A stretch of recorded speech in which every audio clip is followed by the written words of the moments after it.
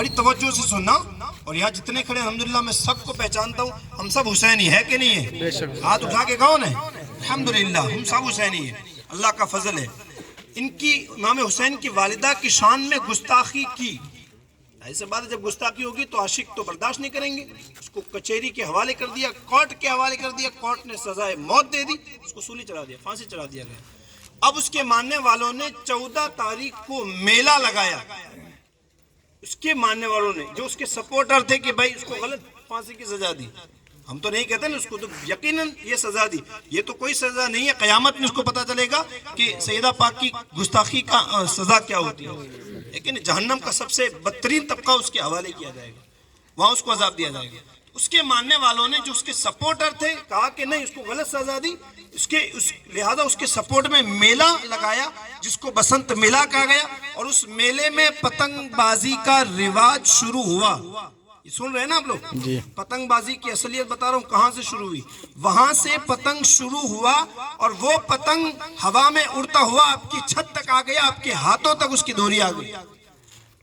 آپ محرم میں کہتے ہیں یا حسین ہم نہ تھے، ہے نا، آپ کو منع کیا جاتا ہے کہ بھائی سینہ مت کٹو، اپنے بدن پر تلوار نہ چلاؤ، یہ حرام ہے، آپ نہیں مانتے ہو، حرام کرتے ہو، کیوں؟ امام حسین کی محبت ہے، حالانکہ محبت میں حرام کرنے کی ہرگز سے اجازت نہیں ہے، مگر میں آپ سے یہ پوچھتا ہوں کہ آپ امام حسین کی محبت میں اپنے سینے پر تلوار مارنے کو تیار ہو کہ امام حسین کی ماں کی گستاخی کرنے والے کی یاد میں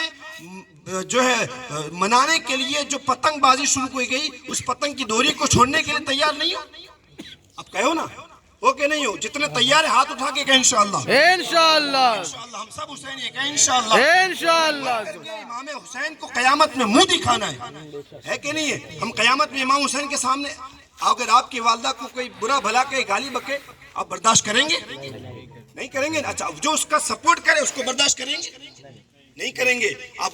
غور تو کرو، امام حسین کی والدہ کی گستاخی کرنے والے کی یاد ہم چھتوں پر چڑھ چڑھ کے، اچھا مفت میں بھی نہیں، پیسہ دے دے کر کے، اپنا وقت برباد کر کر کے، اور پھر اللہ بچائے کیسی کہ اپنے گھر کی عورتوں کو بھی چھت پر لے جانے کی، ٹیپے بجانے کی، اور اللہ کی پناہ لوگ فجر میں اذان ہوتی ہے، حی علی الصلاۃ حی علی الصلاۃ 2 بار، آؤ نماز کی طرف 2 بار، آؤ کامیابی کی طرف 2 بار، اذان میں 4 بار آؤ آؤ